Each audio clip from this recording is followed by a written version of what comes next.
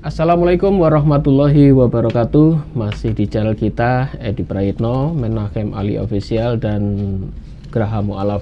Seperti biasa setiap malam Jumat kita selalu mengadakan kajian-kajian menarik. Dan kali ini saya masih ditemani oleh Ustadz Menachem Ali. Assalamualaikum Ustadz. Waalaikumsalam warahmatullahi wabarakatuh. Ini kita besok punya agenda acara di Jogja, Insya Allah tanggal 10. Berarti besok kita siap-siap berangkat ke sana dan insya Allah akan dihadiri oleh Bapak Brigjen Ahmad Nur Wahid ya. Beliau adalah dari Jakarta, dari Direktur Badan Penanggulangan Anti Terorisme Narkotika. Jadi besok insya Allah tanggal 10 kita akan mengadakan dialog kebangsaan ya. Ya, bersama Romo Alesius Budi Utomo kalau tidak salah namanya ya. Dari Keuskupan Semarang ya. Betul. Jadi semoga besok ini kita acaranya berjalan lancar dan perlu diketahui ini bukan acara debat, ini adalah dialog kebangsaan. Tujuannya adalah untuk mempersatukan atau apa ya, merukunkan Ustadz Ali ya. Soalnya ini beberapa hari yang lalu juga ada masalah rame-rame antara ada orang-orang Katolik yang berdoa, kemudian ada yang ya crash dengan orang kampung kan ya. Semoga ini tidak merembet dan semoga kerukunan ini tetap terpelihara. Dan kita besok tanggal 10 kita akan mengadakan dialog kebangsaan dengan seorang Romo dari Keuskupan Semarang, Ustadz ya. Baiklah saudaraku, pada malam hari ini kita akan membahas masalah yang kemarin. Jadi kita akan meneruskan pembahasan soal kemarin. Kita membahas adalah soal tuduhan Nabi Muhammad itu adalah tokoh fiktif ataukah tokoh sejarah. Dan menarik karena apa? Karena banyak komen-komen di sana ternyata mereka masih banyak yang belum paham, terutama soal nama Nabi Muhammad. Ada yang disebut Mehmet ya kemarin ya. Mamet ya. Dan itu ada yang mengatakan bahwa ini nama lain dan ini bukan nama Nabi Muhammad. Bagaimana nih Ustadz? Silakan Ustadz. Iya, terima kasih Pak Edi yang telah memberikan pengantar untuk kajian kita pada malam hari ini. Berkaitan dengan kajian dokumen, bagaimanapun juga itu penting kalau kita kaji dari aspek filologis. Apa itu filologis? Secara sederhana itu merujuk pada kajian manuskrip. Jadi kajian manuskrip itu sangat penting sebenarnya. Bukan hanya bagi para akademisi yang menekuni bidang manuskrip saja. Tetapi para ahli teologi sebenarnya punya kewajiban untuk memperdalam ilmu itu. Apalagi ini jangan dipahami untuk mereka yang non-muslim saja yang belajar mengenai manuskrip kuno, tapi juga muslim punya kewajiban dalam persoalan itu. Nah, apalagi kalau kita membahas mengenai tokoh sentral yang masih diperdebatkan eksistensinya sebagai tokoh historis. Kalau kita melihat dokumen Islam sendiri mengenai sang tokoh yang bernama Muhammad, di antara para sarjana revisionis kan mengatakan itu tidak bisa dijadikan sebagai data primer. Karena kalau kita lihat nama Muhammad sebagai nabi, tokoh sentral dalam ajaran Islam, itu secara naratif itu terdokumentasi dalam buku yang ditulis oleh Ibnu Hisham, Sirah Nabawiyah judulnya. Dan kalau kita lihat Sirah Nabawiyah itu ditulis pada masa era Bani Abbasiyah. Kalau era Bani Abbasiyah berarti itu mundur 100 tahun. 100 tahun. Bahkan bisa disebut 150 tahun setelah Nabi tiada. Artinya itu jarak yang sangat panjang. Jadi kalau buku atau kitab yang berjudul Sirah Nabawiyah karya Ibnu Hisham dijadikan sebagai acuan untuk membuktikan eksistensi Muhammad sebagai tokoh historis, maka itu tidak bisa dipakai. Karena apa? Dokumen itu muncul belakangan. Dan kritikan seperti ini kepada umat Islam bahkan ditujukan kepada para pemikir Islam, mungkin akan menjadi tanda tanya besar. Kalau menjadi tanda tanya besar, benarkah dokumen Islam yang ditulis 150 tahun masa belakangan itu bisa dikatakan otentik?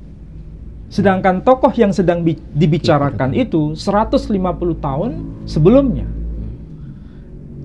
Kalau dalam konteks ini tentu saja umat Islam tidak bisa menjadikan dokumen Islam itu sebagai satu-satunya bukti.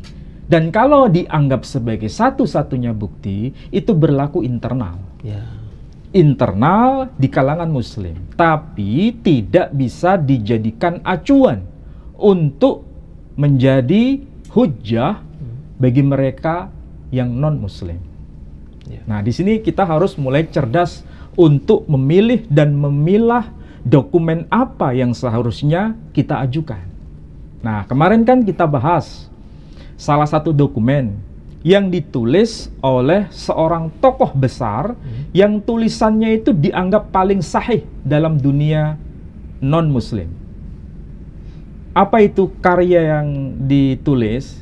Judulnya The Heresies, para bidat atau bidat-bidat. Tulisan dari siapa?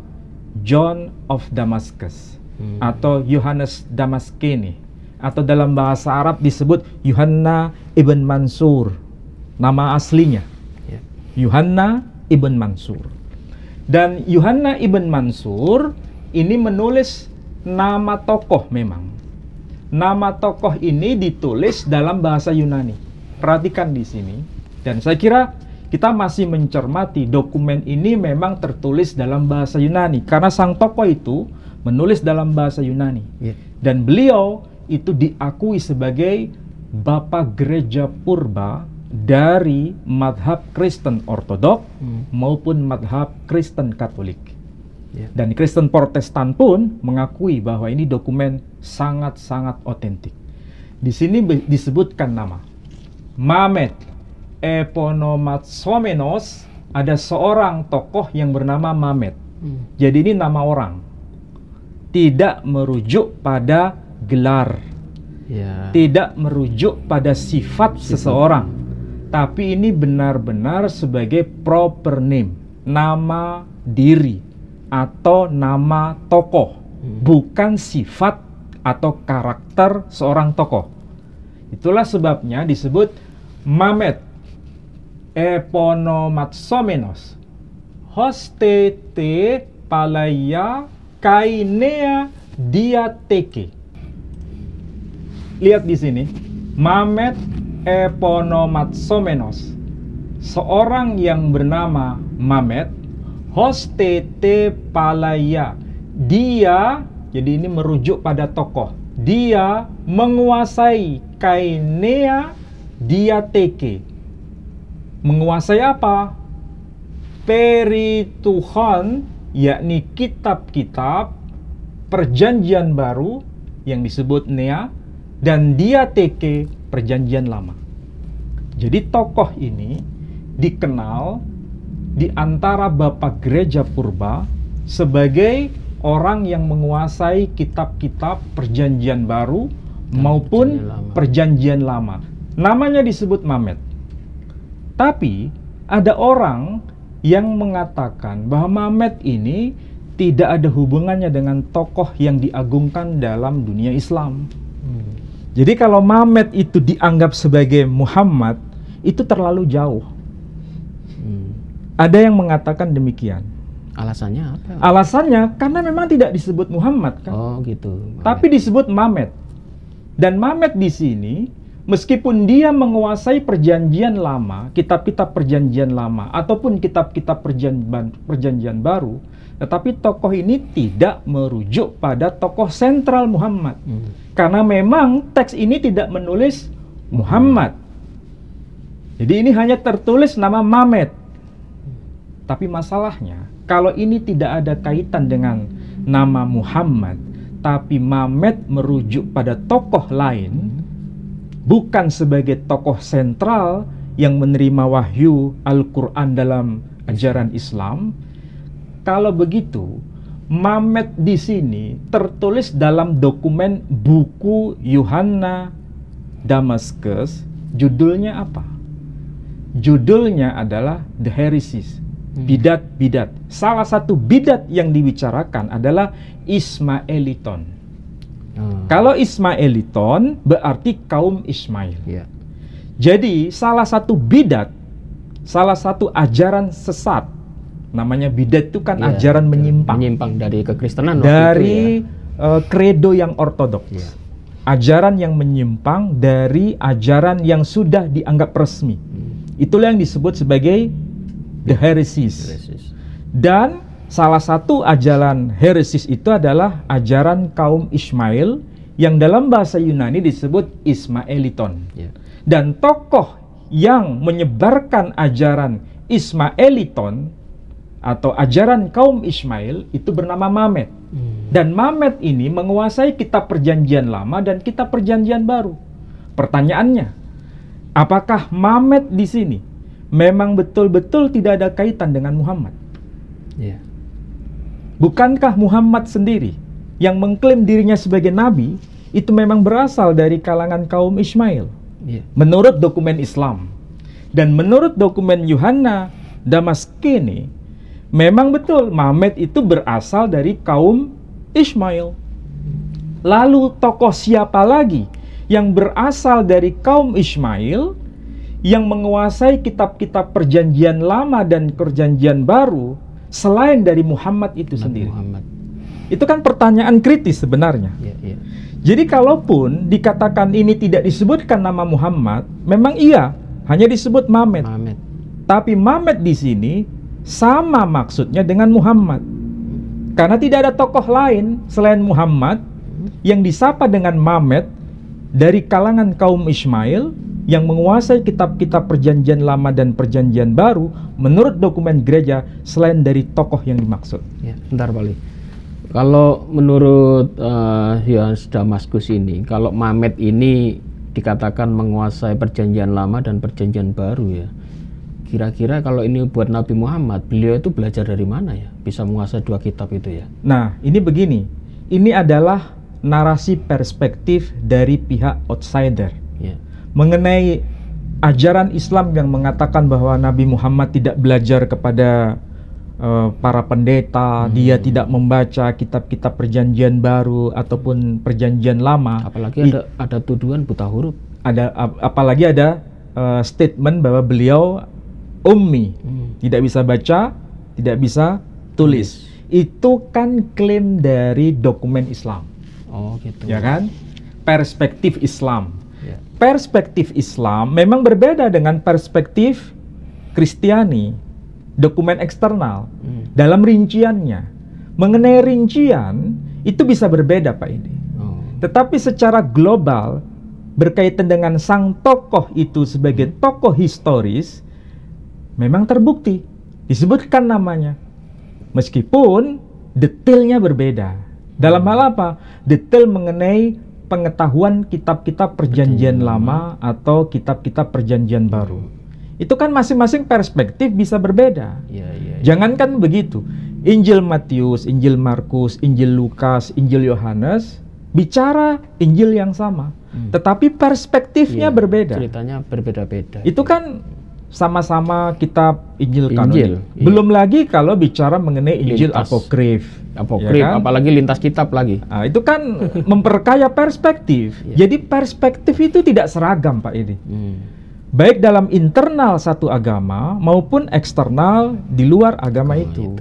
Jadi sekali lagi catatan bagi kita, perspektif itu tidak seragam. Perspektif itu beragam.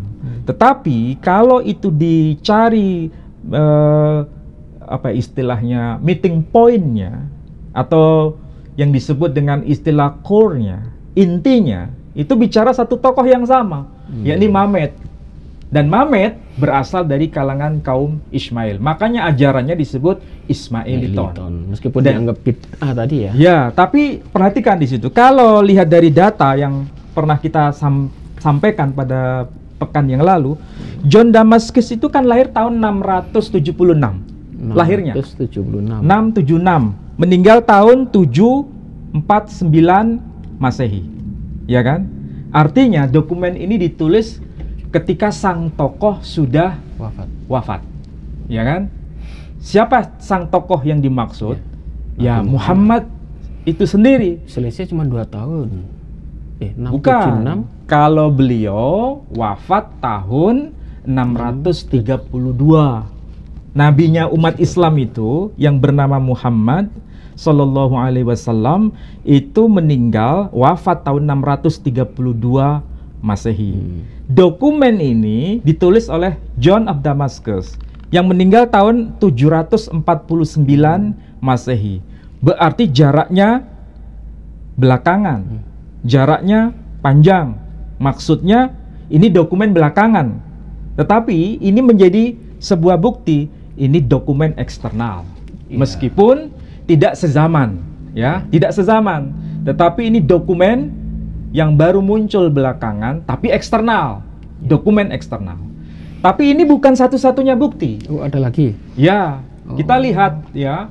Kali ini disebut sebagai Ismailiton, ajaran kaum Ismail, peneguhannya, tokohnya bernama Mamed. Mamed itu dari siapa? Dari keturunan siapa? Dari bangsa apa? Itu ada dokumen pembandingnya lagi. Dan dokumen ini juga eksternal. Lihat itu, misalnya kita lacak ini. Doktrina Yakubi yang kemarin sempat kita singgung. Nah, di sini dokumennya jelas. Kita lihat bahasa Inggrisnya ada, jelas kan? Yang bagian awal itu, yang ada tanda panah itu, kan disebutkan jelas di sini ada kata-kata ho propetes anefane erhomenos metaton sarakenon. Arti harfiahnya, ada seorang nabi itu, jadi disebutkan ho, ini yang bagian atas nih. Ho propetes. Arti harfiahnya sang nabi itu. Tidak disebut nama memang. Hanya disebut sang nabi itu. Anepane erhomenos metaton sarachenon. Yang keluar atau berasal dari kalangan kaum Sarachenon. Sarachenon. Siapa itu kaum Sarachenon? Memang tidak ada penjelasan dalam dokumen ini, ya. Tapi ingat, ini dokumen tahun berapa? 634 Masehi, berarti jaraknya dengan sang tokoh itu hanya 2 tahun. Tapi tidak disebut nama. Meskipun tidak disebut nama, jelas di situ ada penegasan propetes, sang nabi itu. Sama seperti kalau kita bandingkan dalam teks Yunani yang lain. Kalau kita baca Injil Yohanes pasal 1 ayat 1 sampai ayat 3, atau kita lihat bagian awal saja, tidak muncul nama Yesus di situ. Misalnya, en arche en hologos. Pada mulanya adalah sang logos itu, sang firman itu. Ada nggak penyebutan nama Yesus di situ? Tidak ada. Nggak ada. En hologos prostonteon, dan sang logos itu bersama-sama dengan Theos, Tuhan, Allah. Jadi tidak disebutkan nama secara personal, hanya disebutkan hologos saja. Arti harfiahnya sang firman itu. Sama seperti kalau kita lacak dalam bahasa Yunani, istilah ho propetes, sang nabi itu memang tidak disebutkan namanya di sini, tapi disebutkan asalnya. Oh iya, dari Sarachenon. Dari kalangan siapa? Sarachenon, kaum Sarachen, kaum Sarasen. Siapa itu kaum Sarasen? Kita lihat dokumen Isidore of Seville. Siapa itu kaum Sarasen?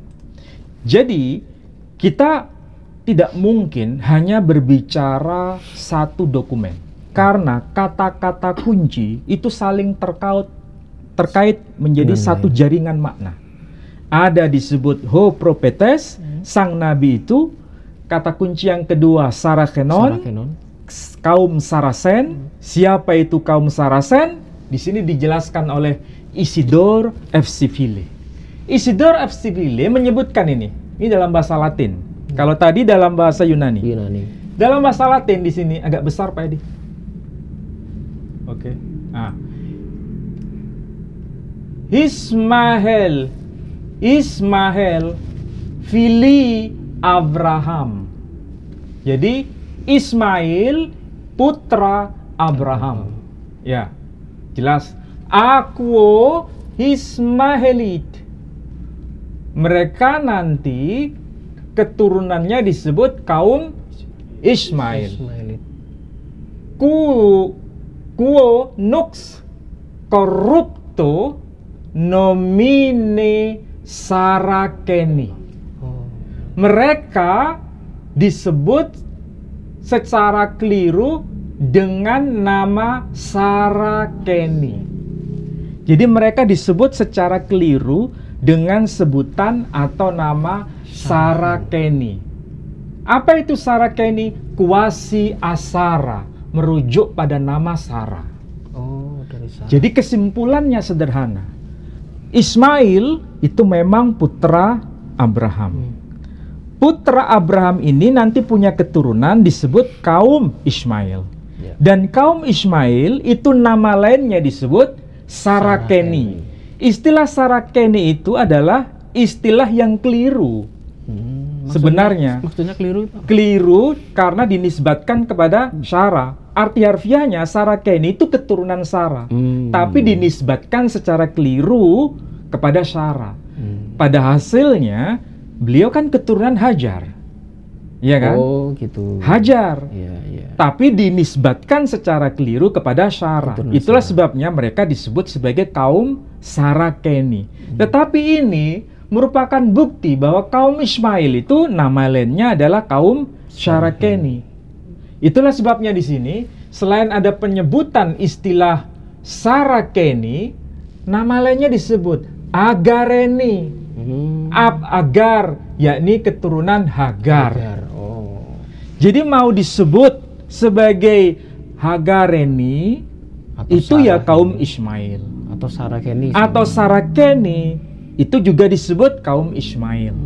Kenapa disebut Saraceni? Karena dinisbatkan secara keliru kepada Sarah, yang Sarah. Sebetulnya bukan ibu kandungnya, tapi ibu tirinya. Ya, ya, ya.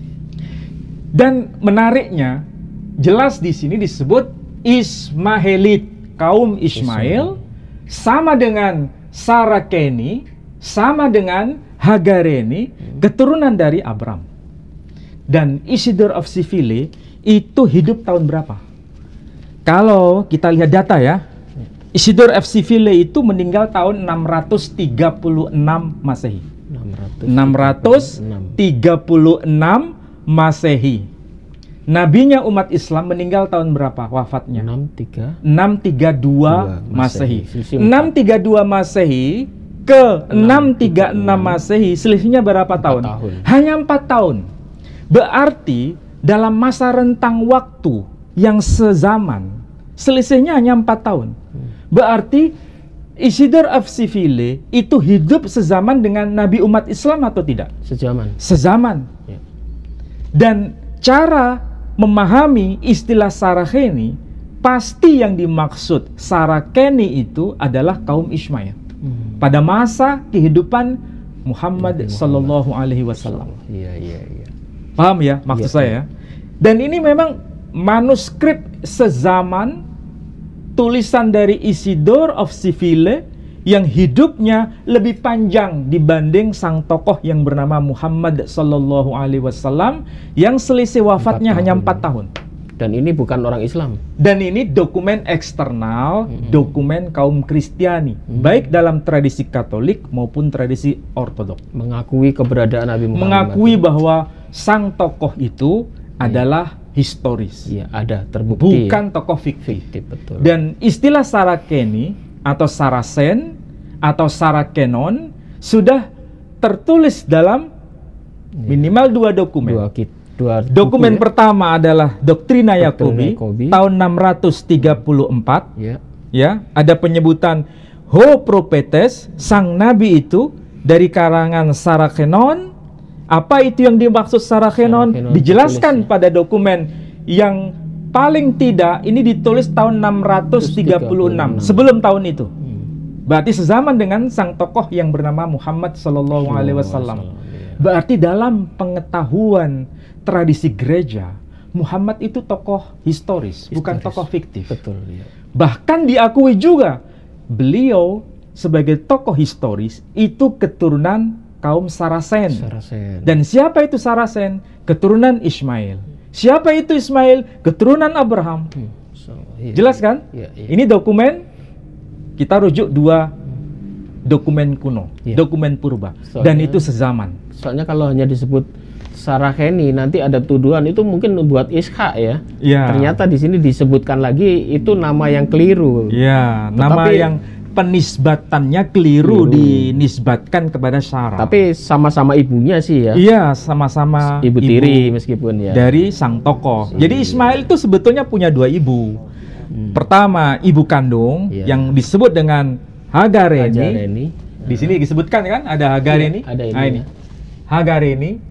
Yang kedua, dia punya ibu sambung atau ibu tiri yang disebut Sarah. Makanya disebut dengan sebutan Saraceni dalam bahasa Latin. Jelas ya.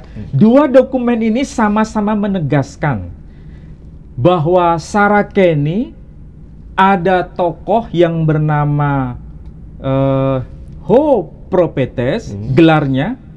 Nama tokoh ini disebut sebagai Mamet dalam tulisan John of Damascus. John of Damascus. Ada kesambungan ya? Ada ketersambungan. Dan istilah Saraceni itu juga disebutkan oleh dokumen Bapak Gereja yang lebih tua merujuk pada keturunan Ismail. Jadi siapapun keturunan Ismail disapa dengan sebutan Saraceni. Oleh siapa? Bapak Gereja yang lebih awal sebelum era Islam. Maksudnya sebelum risalah Nabi Muhammad Sallallahu Alaihi Wasallam. Siapa itu? Santo Jerome. Santo Jerome itu meninggal tahun 420 Masehi. Meninggal, sudah wafat beliau. Ini dokumen Bapak Gereja Purba juga. Menyebut nama Saraceni, kaum keturunan Ismail. Nabi sebagai tokoh historis belum lahir. Sudah disebutkan ya. Jadi sudah berapa dokumen yang sedang kita bahas? Itu. Satu, dokumen dari Santo Jerome. Kedua, Doktrina Yakobi. Kemudian dokumennya John of Damascus. Kemudian dokumen dari Isidore of Seville, Uskup Isidore of Seville. Dan ada satu dokumen yang lain lagi yang lebih jelas tegas. Dokumen apa itu, Wali? Bahasa Suryani. Oh. Lihat tuh yang bahasa Suryani. Nah, ini dokumen tulisan dari Mar Havraye. Dokumen dari Mar Havraye. Dokumen Mar Havraye disebutkan ada huruf jelas di sini. Huruf mim, huruf had, huruf min, huruf dalat. Ada 4 huruf. Kalau dibaca Muhammad, man, bar, zar'u, wha, dekumsa.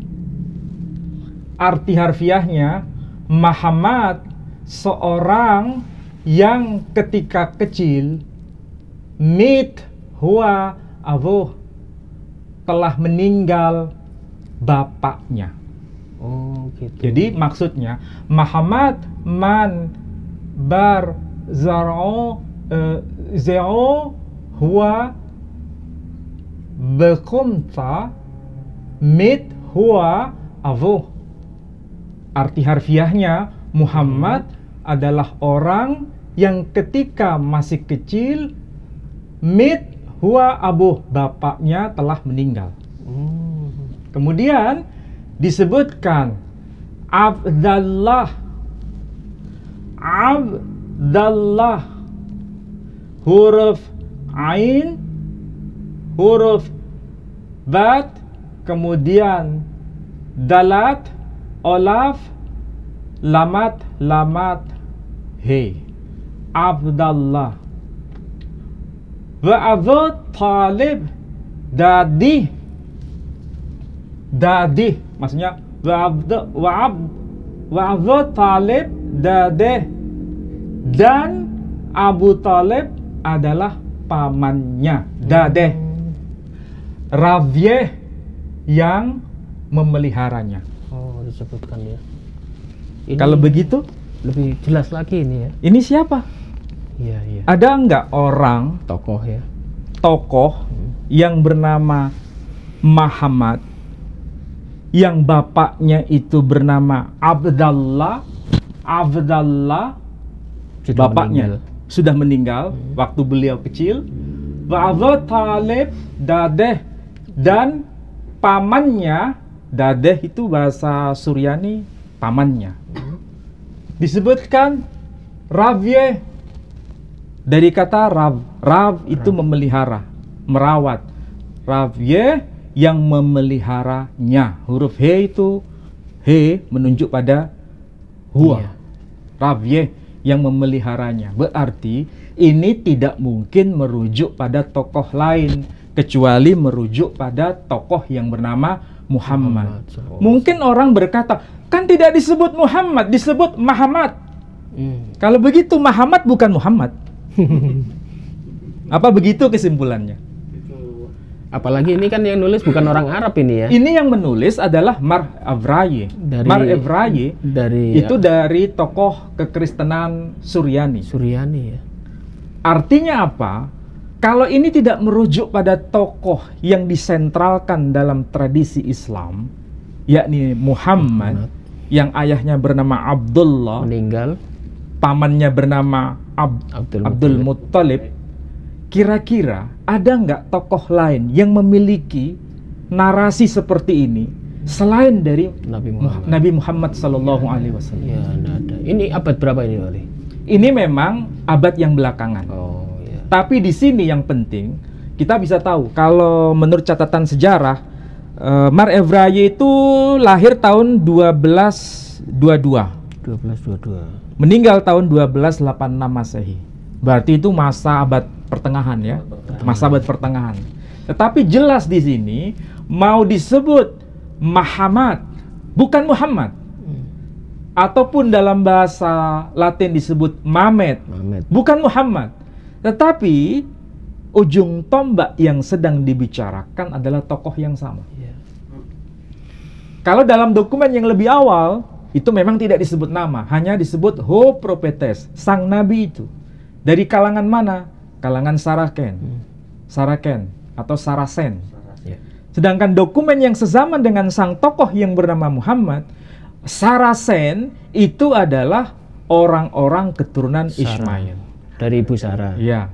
Dan tokoh yang bernama John of Damascus atau Yohanes dari kota Damaskus atau John Damaskene, Yohanna Damaskene, itu menyebutkan nama Ismaeliton, kaum Ismail, bidat kaum Ismail.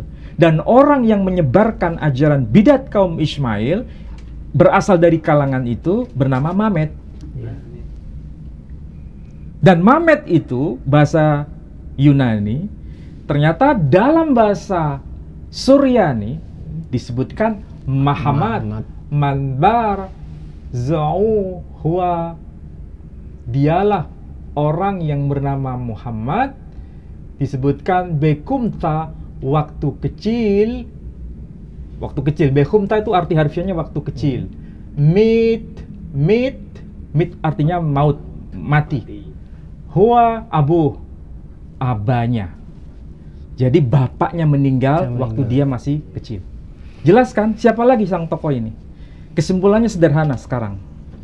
Yang pertama, tokoh yang dimaksud adalah tokoh historis, bukan tokoh fiktif. Dan itu berdasarkan dokumen-dokumen di luar tradisi Islam. Tradisi Islam punya dokumen, Pak Edi. Tapi malam ini kita masukkan ke dalam laci karena tidak dianggap penting. Sama mereka.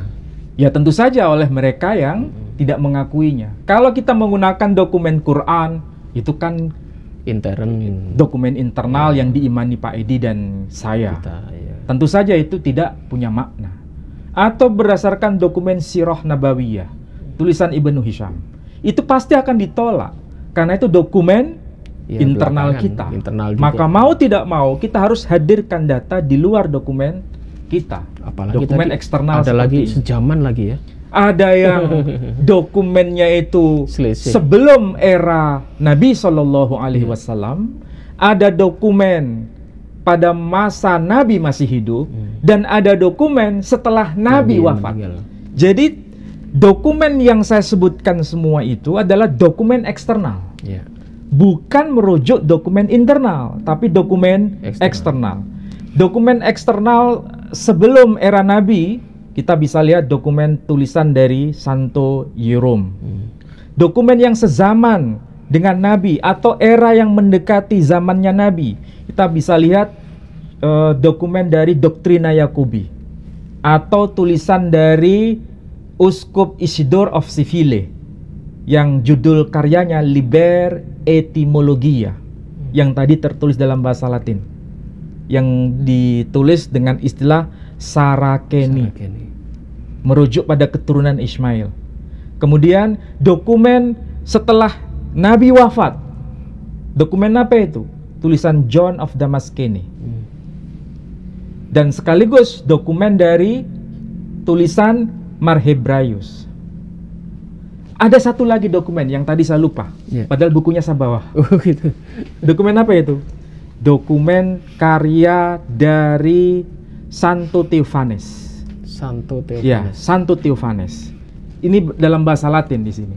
Tidak disebut Muhammad seperti tulisan dalam bahasa Yunani, juga tidak disebut Mamet Latin. dalam bahasa Latin. Yunani, Oh Yunani ya kemarin.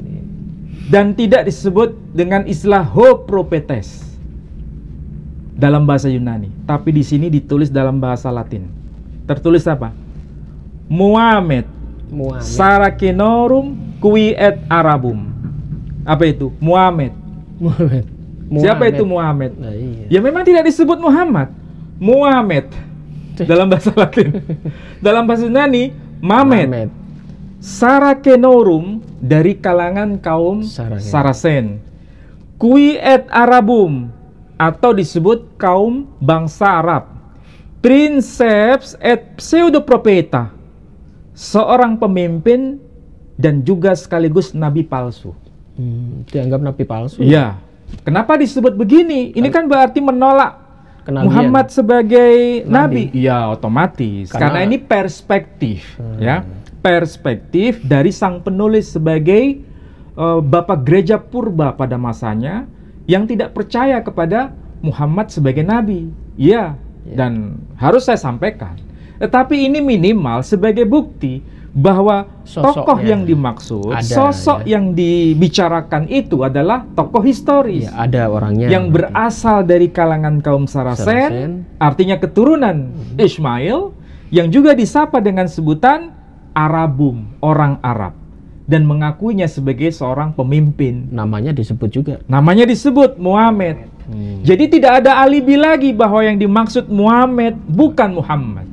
Tidak ada alibi lagi bahwa yang dimaksud Mamet itu adalah Muhammad. Tidak ada alibi lagi yang disebut Muhammad adalah Muhammad. Ya, ya. Meskipun dianggap nabi palsu. Ya? Meskipun dianggap nabi palsu oleh Santo Theophanes. Santo Theophanes itu adalah bapak gereja purba yang salah satunya mengikuti konsili yang ke-7, konsili ekumene. Kan konsili itu ada 7 tuh. Ada konsili Nicea pertama, ada konsili Konstantinopel, dan seterusnya sampai konsili yang ke-7. Itu yang terkenal. Dan beliau salah satunya. Beliau hadir di situ ya. Beliau hadir. Dan itu sezaman dengan dokumen Islam, kehidupannya. Bahkan ini lebih awal dari siapa? Dari tokoh yang bernama Ibnu Hisham. Jadi kalau Ibnu Hisham yang menulis Sirah Nabawiyah dengan tulisan Santo Theophanes lebih dulu ini. Lebih dulu ini. Iya, iya. Menarik ini Pak Ali ya. Kalau kita melihat tulisan-tulisan dari bapak-bapak gereja ini, kenapa akhirnya dia sampai menulis ya sejarahnya kemunculan Nabi Muhammad, meskipun disebut namanya beda-beda ya. Atau kemungkinan karena mereka ini atau Nabi Muhammad ini membawa agama baru, sehingga agama yang lama seperti Yahudi dan Nasrani, apalagi bapak-bapak gereja ini mungkin terusik.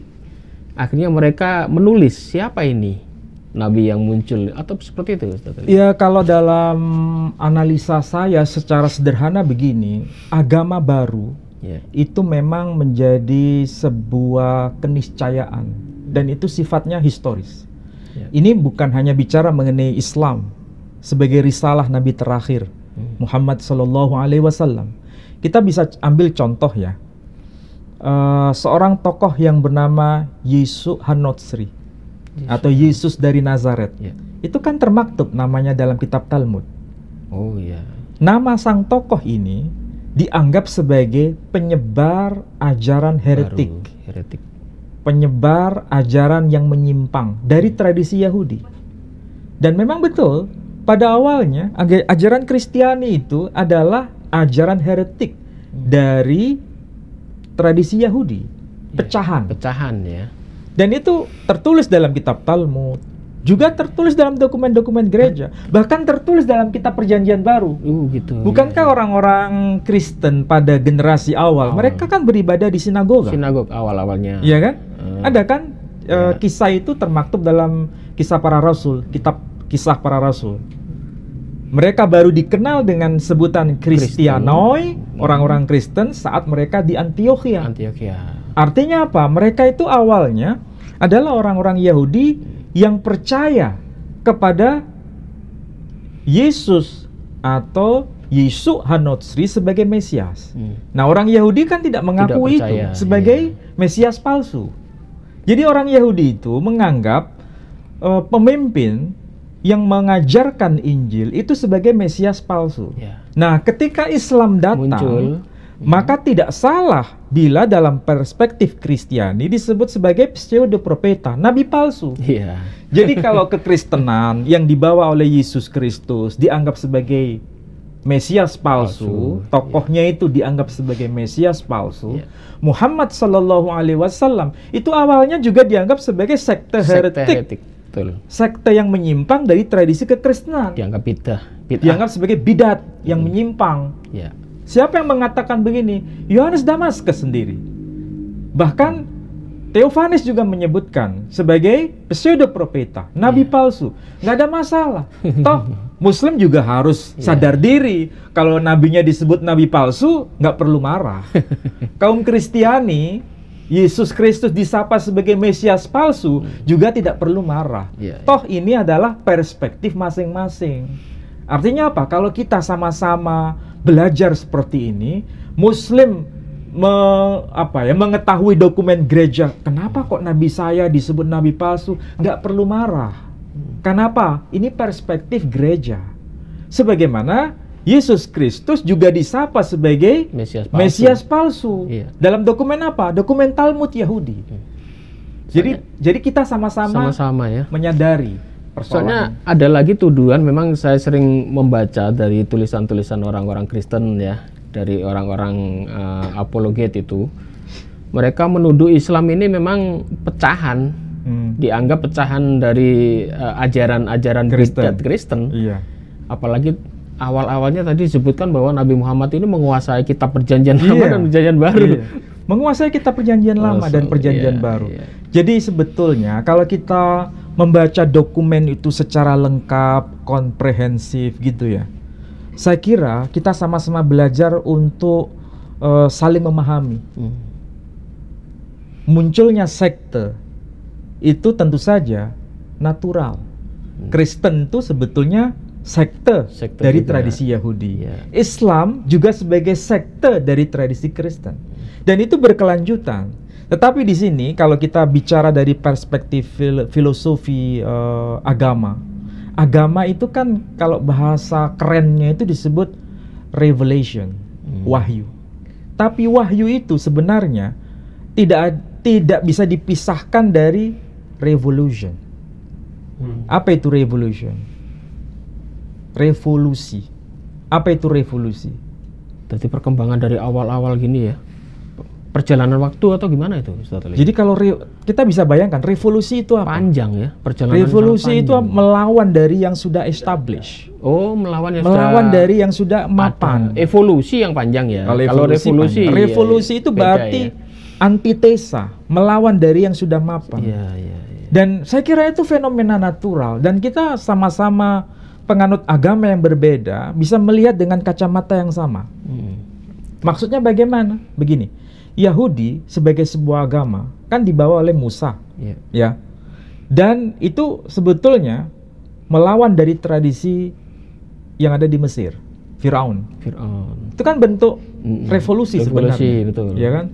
Revelation for revolution, pewahyuan sebagai revolusi. Dan bahasa yang dipakai apa? Bahasa Ibrani. Iya. Nah, ketika bahasa Ibrani menjadi bagian dari bahasa kitab suci, itu kan mengalami establish, kemapanan. Iya. Dan ketika mengalami kemapanan, kemudian memang rawan distorsi, lawan dari manipulasi. Maka muncul sang tokoh pembaharu. Ya, Siapa itu? Yesus Kristus. Ya. Dan tokoh ini memperbaharui dari tradisi Yahudi itu sendiri, dan tidak mau menggunakan bahasa Ibrani. Dia menggunakan bahasa Suryani, bahasa ibu. dan bahasa Suryani pada masa awalnya itu bahasa kelas rendah. Ya. Bahasa Ibrani bahasa kelas tinggi, high class.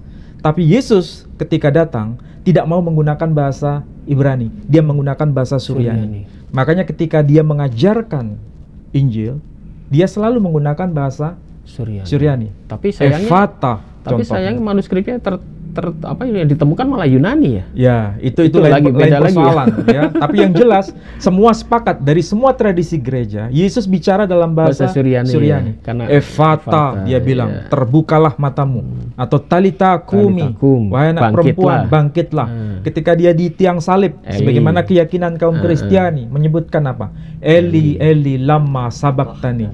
Itu adalah bahasa Suryani. Nah, bahasa Suryani yang awalnya kelas rendah naik tingkat, karena menjadi bahasa kitab suci. Waktu itu bahasa Arab bahasa kelas rendah. Ketika Muhammad sebagai pembaharu, Muhammad Shallallahu Alaihi Wasallam mengklaim dirinya sebagai pembaharu, maka dia menerima wahyu bukan dalam bahasa Ibrani, dia menerima wahyu bukan dalam bahasa Suryani, tapi dia menerima wahyu dalam bahasa Arab, bahasa kelas rendah waktu itu. Ketika menjadi bahasa wahyu, maka bahasa Arab naik derajat, naik tingkat, bahasa Suryani turun derajat. Disinilah semacam apa itu? Terjadi penjungkir balikan.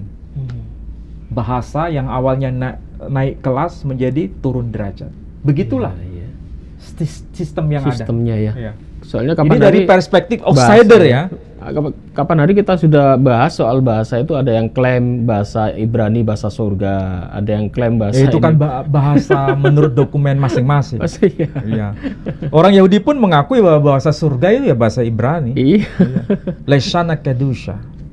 Jadi bahasa yang kudus itu bahasa Ibrani. Bahasa Ibrani. Orang Islam pun menganggap bahasa surga itu ya bahasa Arab. Orang Hindu pun menganggap bahasa Sanskerta itu bahasa para dewa. Para dewa, iya.